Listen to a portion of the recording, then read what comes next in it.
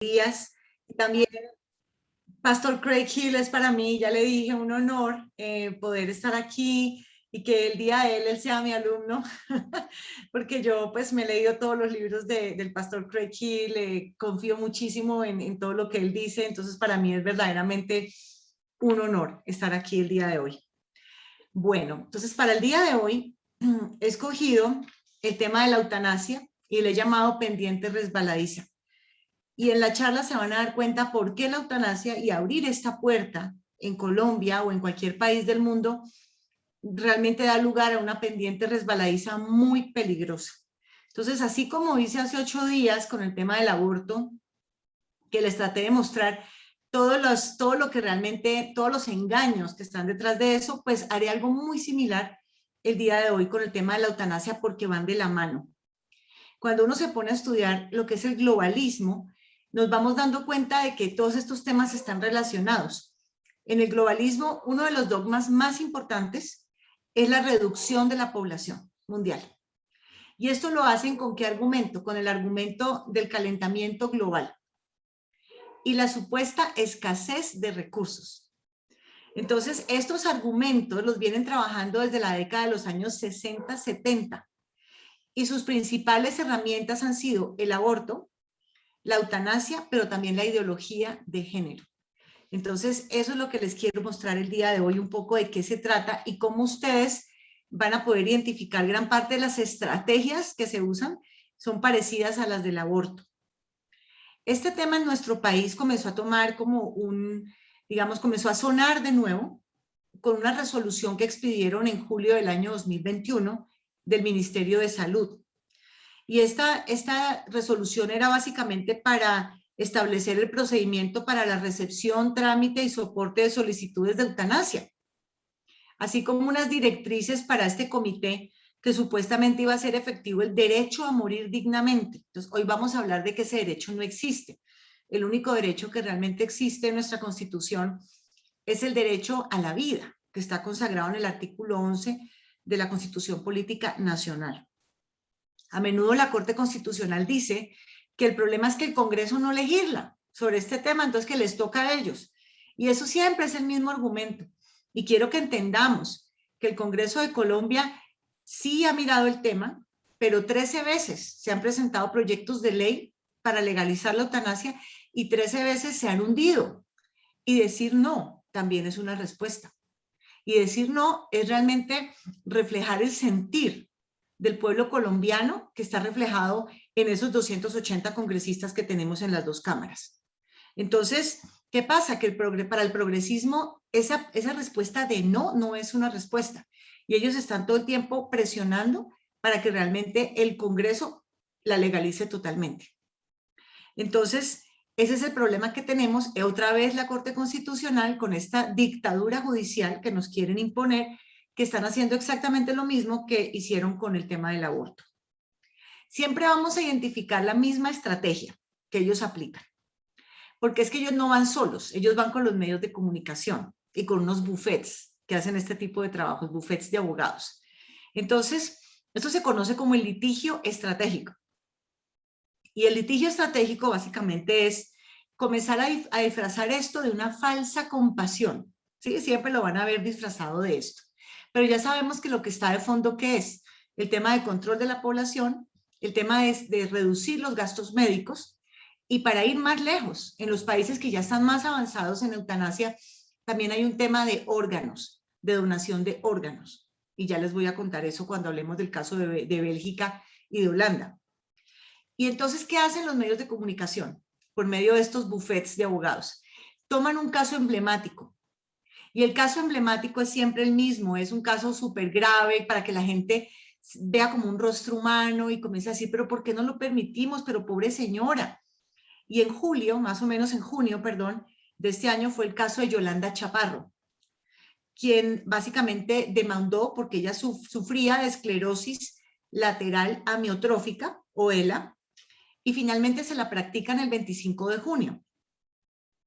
Pero esto fue días antes de que saliera la resolución del Ministerio de Salud. ¿Sí se dan cuenta cómo funciona? Saco un caso emblemático, los medios de comunicación lo mejor dicho, le ponen un megáfono a eso para que todo el mundo como que vea el rostro humano del problema y después, ¡chin!, sale la resolución.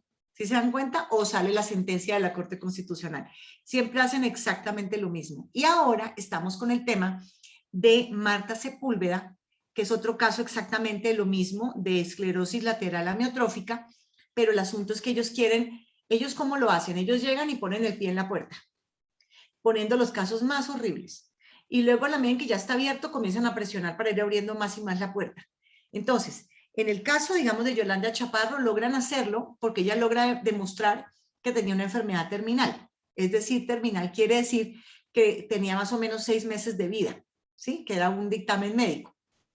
Pero en el caso de esta señora Marta Sepúlveda, realmente esto no es como tan cierto que ella tenga una enfermedad terminal. Pero entonces ya comenzaron a abrir más la puerta y se los voy a mostrar cómo es que lo hacen. Pues tenemos que tener mucho cuidado con esto, porque entonces ahora están presionando con este caso para poder ir abriendo cada vez más la puerta y llevarnos a muchos abusos. Por eso es que no se puede abrir la puerta, porque esa es la estrategia. Abro un poquito la puerta y por ahí se mete todo. Y lo mismo que hicieron con el aborto. Entonces, espero que para ustedes sea tan revelador como fue para mí esta investigación. Bueno, entonces empiezo con un par de versículos que nos dan claridad sobre la opinión que Dios tiene sobre estos temas. ¿Acaso no saben que su cuerpo es templo del Espíritu Santo, quien están ustedes y al que han recibido de parte de Dios? Ustedes no son sus propios dueños, fueron comprados por un precio. Por tanto, honren con su cuerpo a Dios. Y cuando examinamos los casos de la eutanasia, nos damos cuenta que realmente no se trata de creyentes. Las personas que están pidiendo esto son siempre de tipo humanista, secularista. Son personas que consideran que cuando ya el cuerpo no funciona, lo mejor es desecharlo. Entonces, hemos vuelto la vida algo desechable, pero no es algo que esté de acuerdo con nuestras creencias. Entonces, eso es realmente un tema más de ateos o de personas que no conocen la Biblia o no viven su fe. Eso es lo que hemos visto. No hay que pasarse de malo, ni portarse como un necio. ¿Para qué morir antes de tiempo? Y la eutanasia, entonces, ¿qué es? Es morir antes de tiempo. Morir antes de ese tiempo que Dios había dictaminado para cada persona. Y vamos a ver que eso es un acto de rebeldía. Lo vamos a ver un poco más adelante. Pero entonces todas las personas que profesamos esta fe sabemos que nuestro cuerpo no nos pertenece a nosotros, que nuestro cuerpo es el templo del Espíritu Santo y por esa razón para una persona creyente es impensable la eutanasia como una salida a una enfermedad. Y es muy importante también ver los orígenes de esta práctica. Y esta práctica definitivamente tiene que ver con el nacionalsocialismo hitleriano. Dame un segundo, vamos a... Fíjate que alguien rayó aquí. Con el nacionalsocialismo hitleriano, con un programa que se llamaba el T4 o el T4 en alemán, que fue desde 1933 a 1945. Y básicamente esto se llama así porque estaba ubicado en un sitio que se llamaba el Tiergartenstraße en Berlín. Y lo que hacía era sugerir que iba a dar muerte a niños incurables, luego enfermos terminales y personas que padecían de minusvalía o dolencias mentales. Y la manera en que las mataban era un asesinato con gas. Entonces, de más o menos en este periodo de tiempo que yo les mencioné, se murieron con ese tema de la eutanasia de 275,000 personas a 300,000 personas. Y se le llamaba en alemán muerte piadosa. ¿Y cuáles eran las razones de fondo que estaban detrás de esto? Pues lo mismo de siempre, la eugenesia. O sea, creer que hay un grupo de personas que son más fuertes que otras y creer que hay vidas que son desechables, vidas que no debemos de mantener porque son costosas, porque nos están generando, nos están entorpeciendo nuestro trabajo, nuestro día a día. Entonces, ¿qué es mejor hacer eso? O higiene racial o ahorro de dinero en el sistema.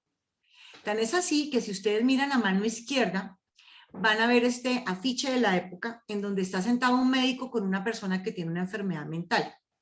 Y lo que está diciendo es que esta persona que digamos es discapacitada, le cuesta al régimen 60.000 marcos alemanes en toda su vida.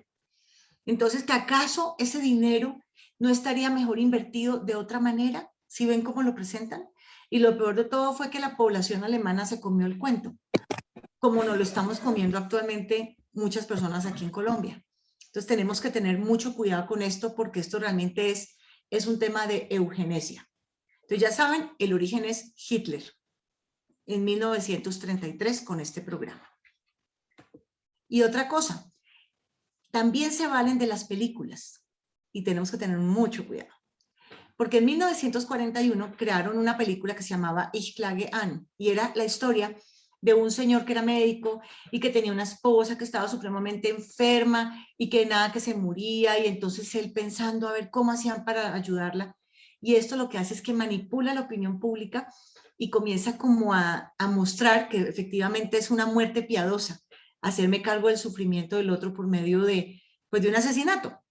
Entonces, esto fue ablandando la opinión pública de la época, como también está sucediendo con algunas películas más recientes que tienen que ver también con el mismo tema. Entonces, no nos podemos dejar engañar con esto. Bueno.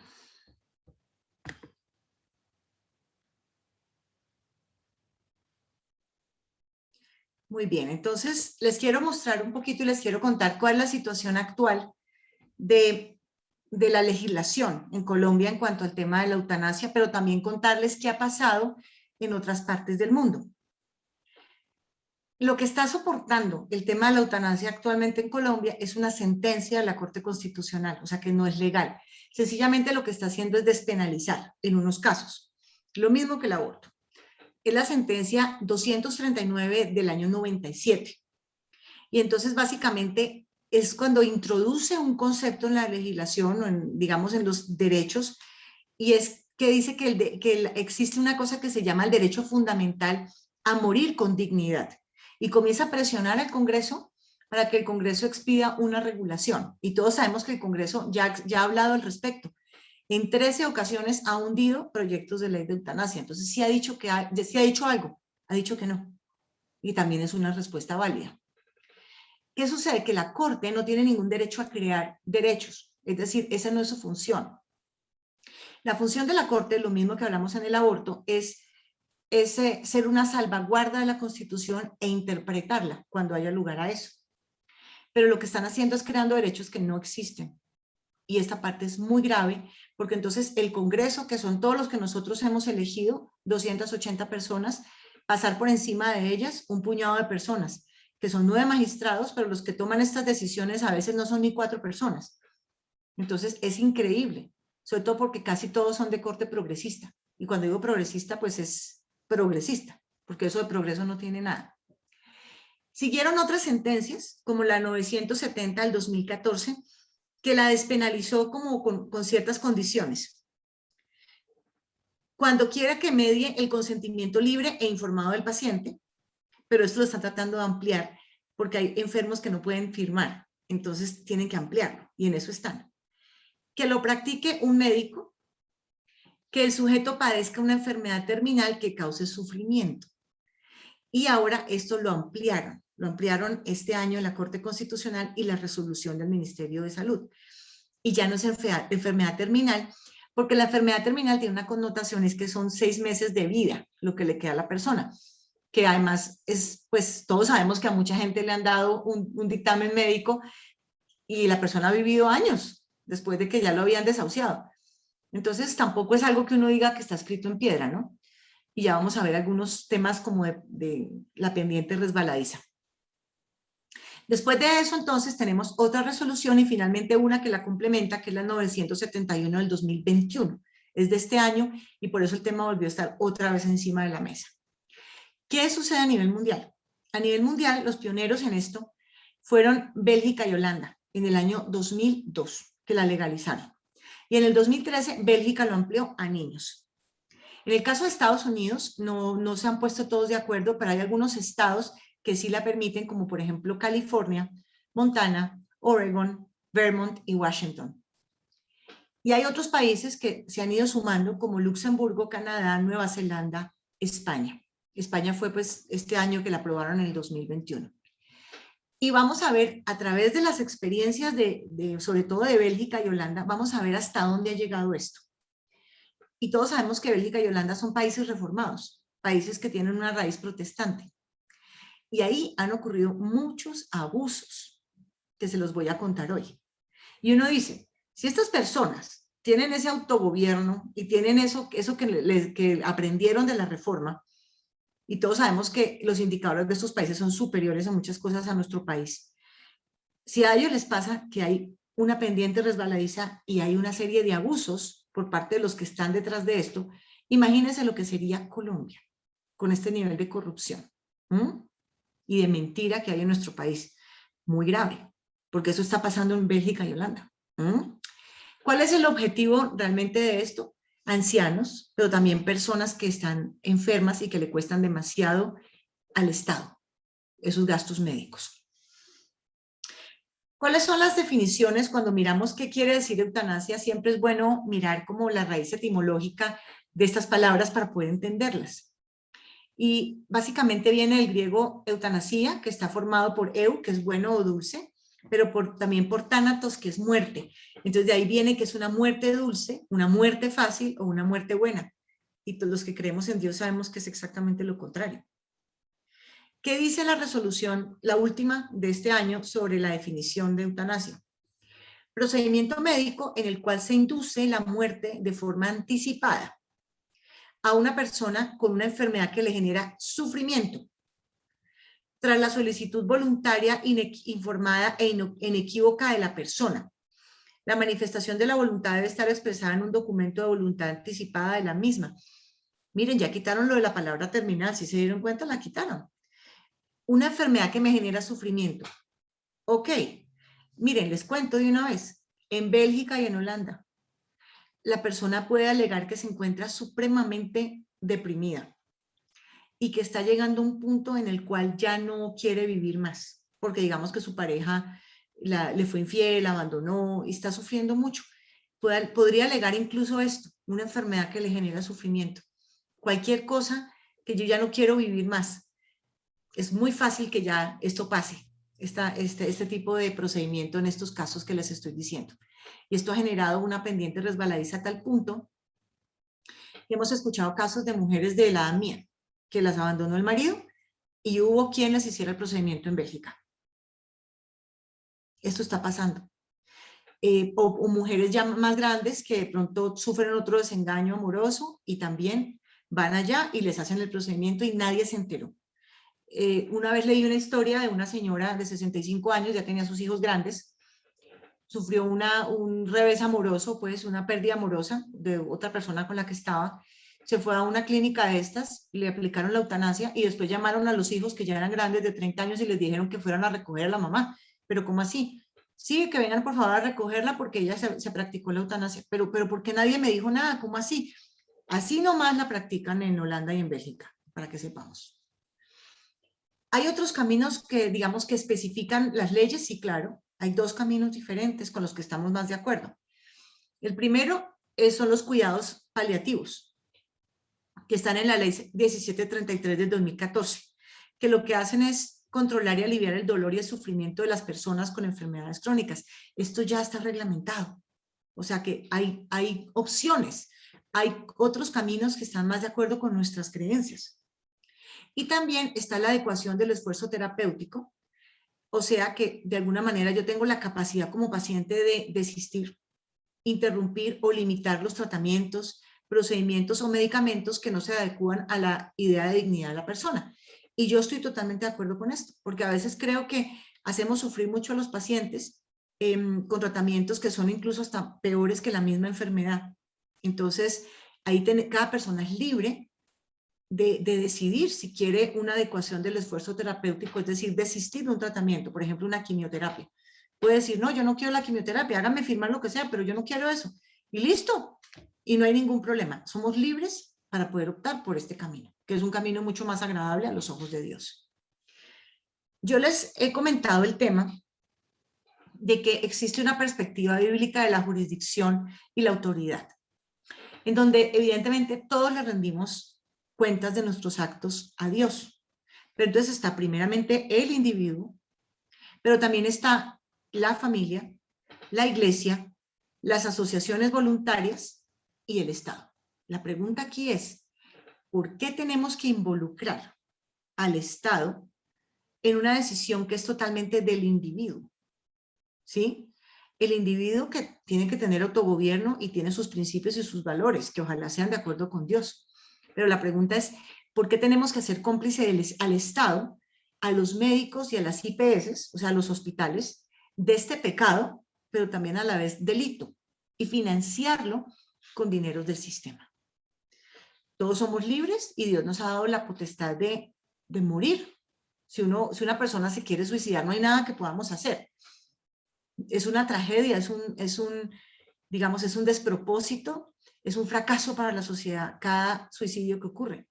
Pero la pregunta es, ¿por qué tenemos que hacer cómplice a un médico de un crimen? ¿Y por qué tenemos que pagarlo con dinero del Estado? El Estado no tiene por qué involucrarse en esto porque esto es del resorte del individuo, ¿sí? Pero también a la vez está aquí involucrada la familia, porque gran parte de los casos que estamos viendo de eutanasia son porque las personas se sienten que ya no pueden valerse por sí mismas.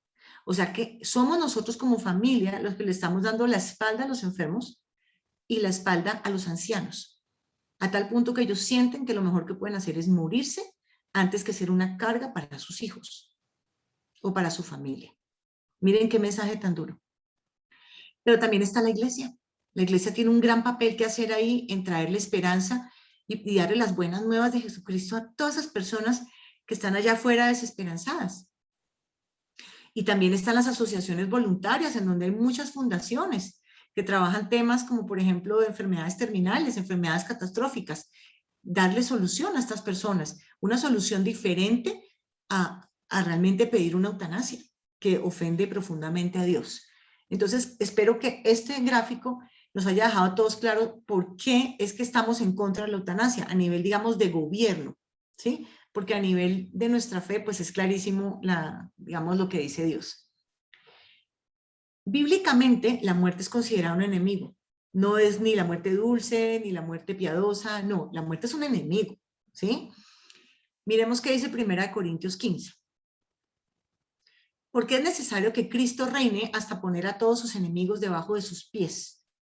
El último enemigo que será destruido es la muerte. O sea, la muerte no es mi amiga, ¿sí se dan cuenta? Pues Dios ha sometido todo a su dominio. Al decir que todo ha quedado sometido a su dominio, es claro que no se incluye a Dios mismo, quien todo lo sometió a Cristo. Y cuando todo le sea sometido, entonces el Hijo mismo se someterá a aquel que le sometió todo para que Dios sea todo en todos. Entonces, esto es muy importante, que entendamos que Cristo está por encima y que Cristo derrotó a la muerte y que la muerte es una enemiga, no es ninguna amiga, no es ninguna solución maravillosa provocarme la muerte. ¿Por qué? Porque la vida es un don sagrado de Dios y lo vemos en 2 versículos. Y Dios el Señor formó al hombre del polvo de la tierra y sopló en su nariz hálito de vida. Y el hombre se convirtió en un ser viviente. Entonces, ¿qué tenemos acá? Que, como yo les había contado en la parte del aborto, el hombre recibe ese espíritu de Dios, que Dios lo sopla, y solamente lo hace con el hombre, no lo hace con los animales. Entonces, esto es muy importante que lo tengamos presente. Entonces, la vida es un don de Dios. Pero también miren lo que dice aquí. Y dijo, hagamos al ser humano a nuestra imagen y semejanza. O sea que estamos hablando de que las personas tienen un valor intrínseco. Y ese valor intrínseco es dado por su creador. Ese valor intrínseco no es dado o no depende, primero que todo, de mi tamaño, que ya lo vimos con el aborto. No depende si yo soy de este tamaño o soy de 2 metros. Pero tampoco depende de nuestra capacidad. No depende de que si yo soy capaz de producir un montón de millones o si yo soy una persona que ya no me puedo valer por mí misma. Nuestro valor intrínseco no depende de eso y es algo que tenemos que tener súper claro, porque si no vamos a comenzar a ver a la vida como algo desechable y es justo lo que Dios no quiere que suceda porque miren lo que está diciendo la Biblia. Ahora miremos qué dice Dios. Dios nos hace libres, pero también nos sugiere que optemos por la vida. Hoy te doy a elegir entre la vida y la muerte, entre el bien y el mal. Hoy te ordeno que ames al Señor tu Dios, que andes en sus caminos y que cumplas sus mandamientos, preceptos y leyes. Así vivirás y te multiplicarás, y el Señor tu Dios te bendecirá en la tierra de la que vas a tomar posesión. Pero si tu corazón se rebela y no obedeces, sino que te desvías para adorar y servir a otros dioses, te advierto hoy que serás destruido sin remedio. No vivirás mucho tiempo en el territorio que vas a poseer luego de cruzar el Jordán. Hoy pongo al cielo y a la tierra por testigos contra ti, de que te he dado a elegir entre la vida y la muerte, entre la bendición y la maldición. Elige pues la vida, para que vivan tú y tus descendientes. Y entonces, ¿qué está diciendo básicamente? Que cuando elegimos la muerte y la muerte provocada, estamos trayendo maldición. Y es algo que hemos visto. Entonces, estas familias que admiten la eutanasia, por ejemplo, de sus padres, realmente no se dan cuenta que están siendo malditos por haber permitido esto en su familia. Y vamos a ver más adelante cómo esto se vuelve un tema de una atadura generacional relacionada con suicidio de una generación y otra generación y otra generación. No se dan cuenta, pero lo están haciendo. Están trayendo la muerte a su casa. Están coqueteando con ella. Entonces, Dios nos dice que optemos siempre por la vida. Por la vida.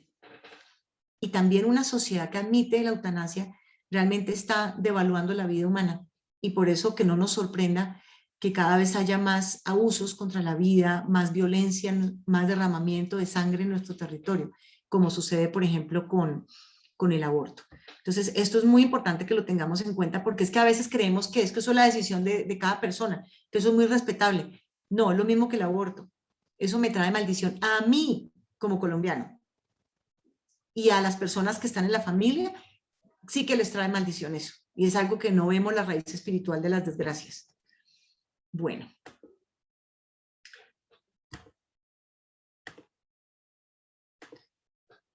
Éxodo 20:13 dice claramente, no matarás. O sea, está clarísimo como mandamiento. Los días del hombre ya están determinados. Tú has decretado los meses de su vida, le has puesto límites que no puede rebasar. O sea, que el que determina cuánto tiempo vas a vivir es Dios.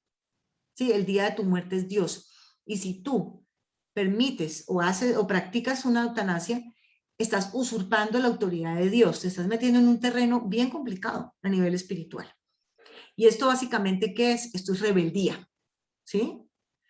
No hay quien tenga poder sobre el aliento de vida como para retenerlo, ni hay quien tenga poder sobre el día de su muerte. A veces, Dios, ¿qué hace? Digamos que hemos visto que hay personas que tienen como que le tienen miedo a la muerte, o lo que sea, o dicen, ay, a mí me gustaría morirme de tal manera. Y es tan bonito porque a veces Dios le concede esos deseos a sus hijos, a las personas que le han servido bien, les concede incluso hasta esos deseos. Nosotros conocemos el caso de, por ejemplo, mi suegra, yo nunca la conocí, ella murió, pues se mató muy joven, como de 70 años, ella había sido fumadora y le tenía mucho miedo a morir como ahogada. Entonces le dijo, Señor, yo quiero morir en paz y en tu gracia. Y ese día ella estaba incluso con sus hijos que vivían por fuera del país, estaba con ellas viendo televisión y se había ido por la mañana a misa, era católica, y se quedó dormidita. Y básicamente murió de una cosa que se llama el beso del ángel. No sintió nada de dolor ni nada. Entonces yo pienso que, y era una persona muy, muy buena, una persona muy buena con los necesitados. Entonces creo que hasta Dios en eso nos da gusto. Entonces hay que tener nuestra confianza puesto en que Dios es bueno y Dios tiene misericordia de nosotros. Bueno, entonces ya les había dicho que destruir deliberadamente nuestra vida, o sea, pedir que nos practiquen la eutanasia o ayudar a alguien a hacerlo, es un acto de soberbia y rebeldía contra la voluntad perfecta y soberana de Dios. O sea, aquí estamos metiéndonos en terrenos bien complicados. Miren lo que dice aquí la palabra. No se amolden al mundo actual, sino sean transformados mediante la renovación de su mente. Así podrán comprobar cuál es la voluntad de Dios, buena, agradable y perfecta. Entonces, si yo no muero de la manera en que Dios dispuso que yo muriera, me estoy saliendo de su voluntad buena, agradable y perfecta. O sea, que lo único que voy a cosechar, puede que yo me muera y vaya a dar, pues posiblemente al infierno, pero aunque eso lo define Dios, no lo defino yo. Pero lo que sí es verdad es que su palabra dice que su voluntad es buena, agradable y perfecta. Una familia en la cual ocurre esto, pues se va a salir de la voluntad buena y agradable y perfecta de Dios y va a cosechar, como dice en el otro versículo, maldición. ¿Sí se dan cuenta cómo funciona esto? Miren esto, es necesario obedecer a Dios antes que a los hombres. O sea que aún si algún día, que esperamos que no y trabajamos para eso, llegar a ser legal en Colombia, no podemos obedecer eso porque estamos apartados de las leyes de Dios. ¿Qué tenemos que hacer? Oponernos a esta cultura de muerte que nos quieren traer con el aborto y con la eutanasia. Pero también a la vez esto es otro tema y es que a veces dejamos a las personas como en un limbo y sostenemos su vida por medio de aparatos y máquinas y de todo, y tampoco creo que eso sea sano. Pienso que hay que dejar que fluya todo el proceso, y también eso incluye oponerse a sostener innecesariamente la vida humana con esta cantidad de tratamientos y máquinas, ¿no? Hay que pedir sabiduría en cada caso para saber cuándo hay que insistir médicamente y cuándo hay que dejar ya que ocurra el proceso como debe ocurrir. Una cosa que también vemos es que aquellos que contemplan el tema de la eutanasia son personas que no sienten que su vida tenga un propósito. Por eso digo que es que la eutanasia es un asunto de ateos. Porque cuando tú conoces a Cristo y tú encuentras tu identidad en Cristo, tú sabes que tu vida tiene valor porque tú ya tienes un propósito. Ya sentiste que ya estás bien enrutado. Incluso hemos conocido casos de personas que estaban muy mal físicamente, pero muy mal, enfermedades de mucho tiempo, pero que encontraron un propósito.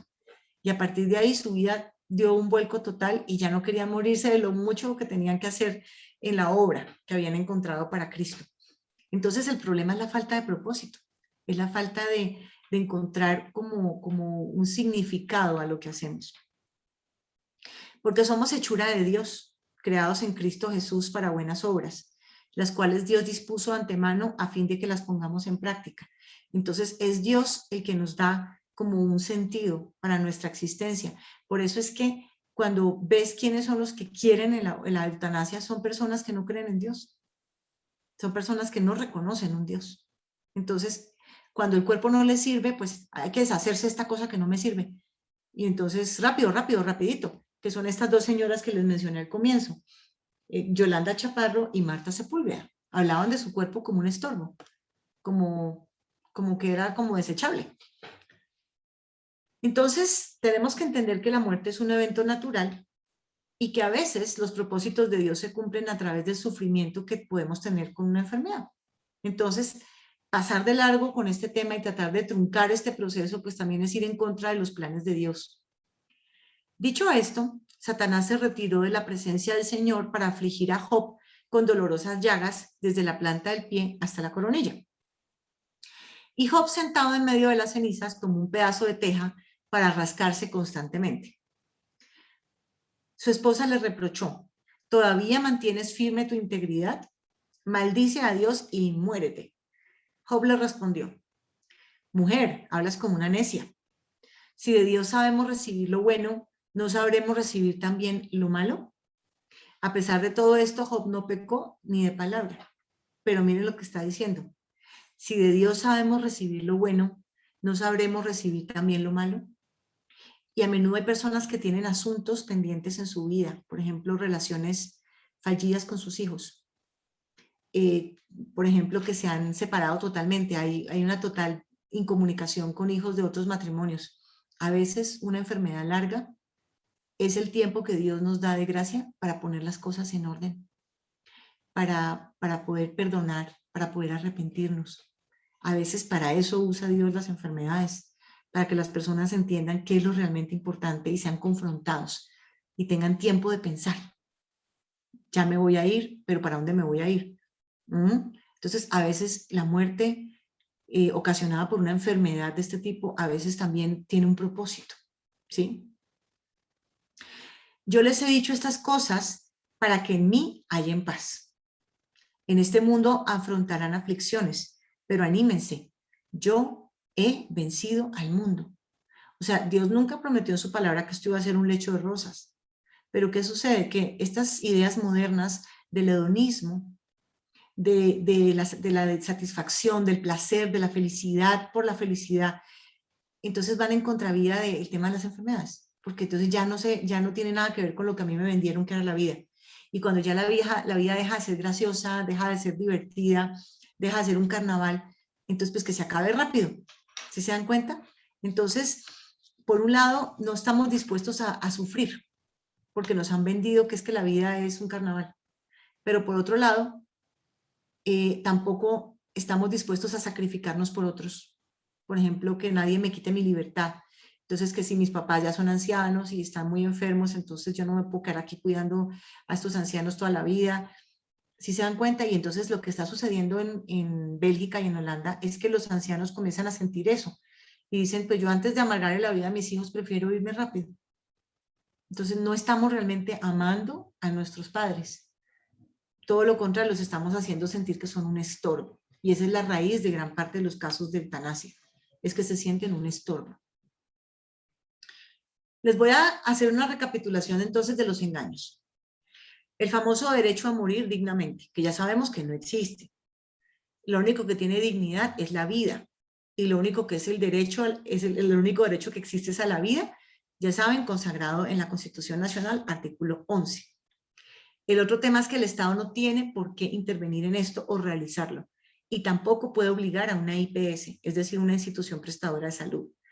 Porque los únicos que tienen objeción de conciencia son los médicos, pero las instituciones no. O sea que ustedes pueden tener un hospital que se dedica, no sé, a cualquier tema, y ustedes son cristianos, temerosos de Dios, pero llega la corte, la dictadura de la corte y te dice que tú lo tienes que hacer, porque tú no tienes objeción de conciencia como hospital.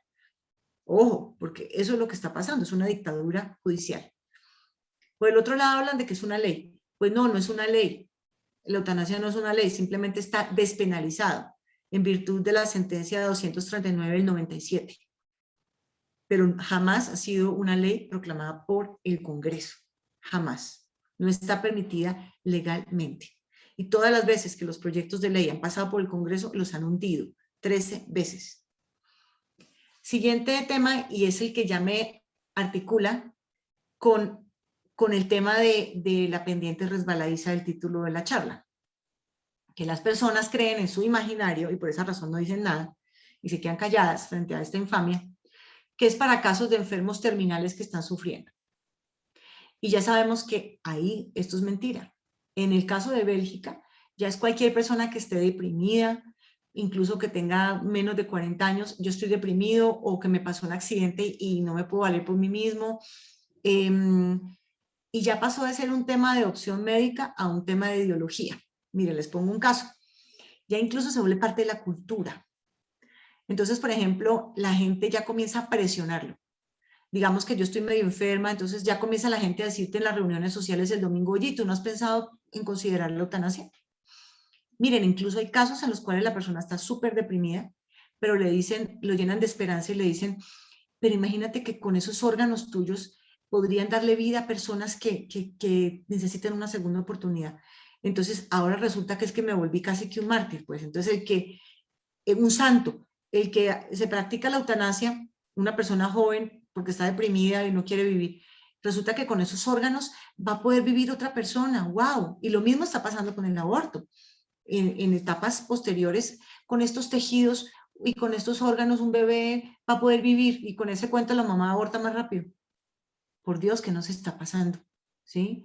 Entonces ya comienza la sociedad a decirte, a presionarte como, mira, pero tú ya llevas mucho tiempo enfermo, dale, vaya que te practiquen la eutanasia, eso no tiene ningún problema.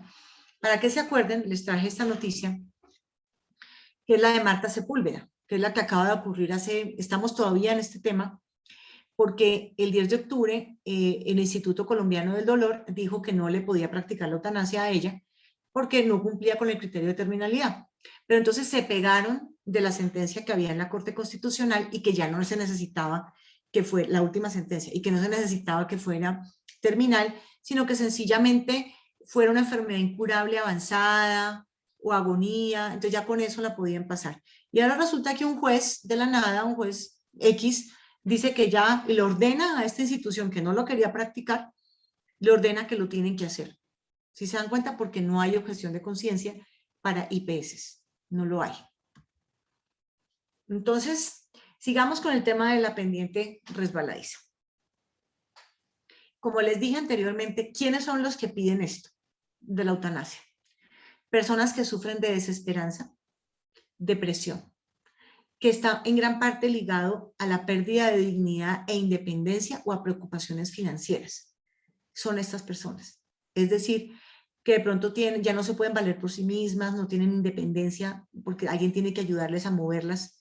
Entonces dicen, y esto está costando un dineral, mi mantenimiento, para que escuchen porcentajes interesantes.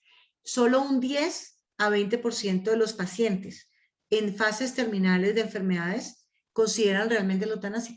O sea, esto realmente no es para enfermos terminales, es para personas con desesperanza y depresión. Y yo me pregunto, ¿será que la iglesia, el cuerpo de Cristo, tiene una respuesta para estas personas? ¿Será que se van a levantar hijos de Dios y van a atender el llamado de atender a estas personas que sufren de desesperanza y depresión? ¿Alguien dirá, envíame a mí, de los que me están escuchando? Y entonces, volvamos otra vez a la pendiente resbaladiza. Los controles no previenen el abuso de las leyes de eutanasia. Ellos siempre te van a decir que no te preocupes, esto va con un comité, una junta médica, todo lo vamos a evaluar. Miren, en Bélgica, el famoso doctor muerte, el que más eutanasias ha hecho, pertenece al comité que decide los casos.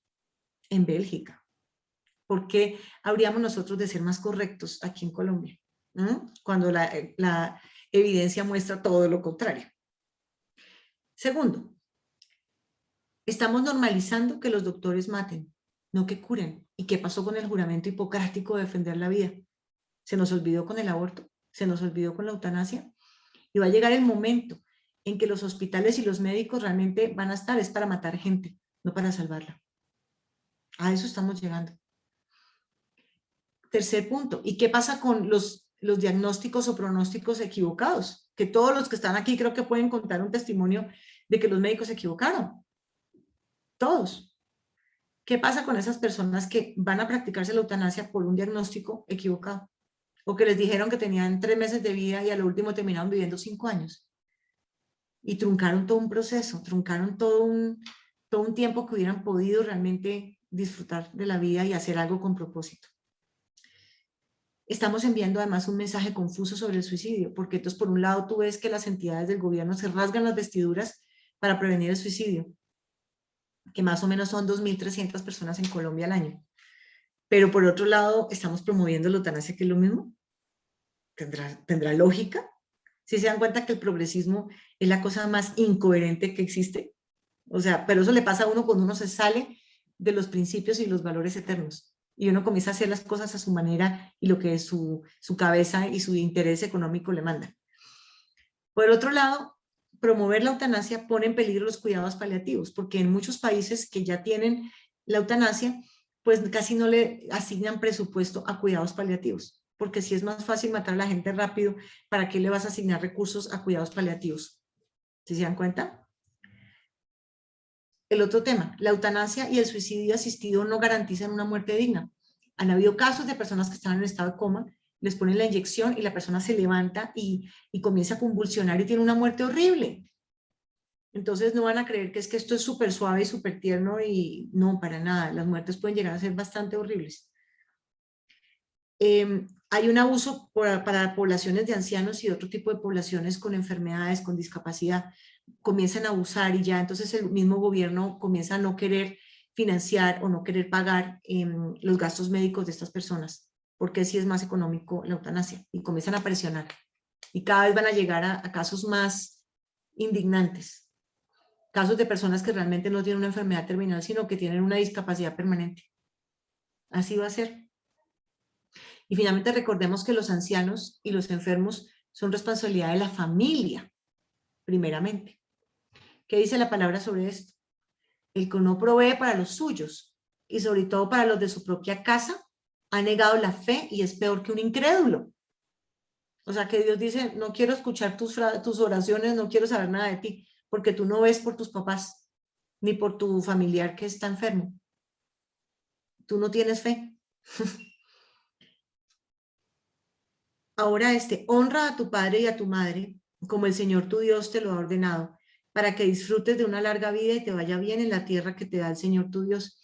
Y en esos países que cada vez se olvidan más de Dios, ya los papás se les vuelven un estorbo. Una vez ya están enfermos y de todo los abandonan. Eso es lo que pasa cuando nos apartamos de Dios. Cada vez llegamos a una crueldad mayor, ¿sí?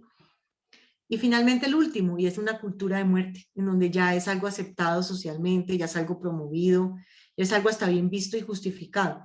Y está demostrado que si un progenitor comete suicidio, sus hijos tienen 3 veces más probabilidades de hacer esto. O sea, estás trayendo maldición a tu casa, pero también a la sociedad. Porque en la medida en que más personas se practica la eutanasia, ya se ve como una opción válida y algo que está bien. Y no, esto destroza familias y destroza la sociedad. ¿Qué podemos hacer entonces? Pues por un lado, ministerios de oración y acompañamiento para los enfermos, porque es que los cristianos morimos en paz y ese puede ser el último momento en que una persona puede recibir de Cristo. Y tenemos que pararnos firmes porque en cualquier momento no nos van a dejar entrar a orar por los enfermos.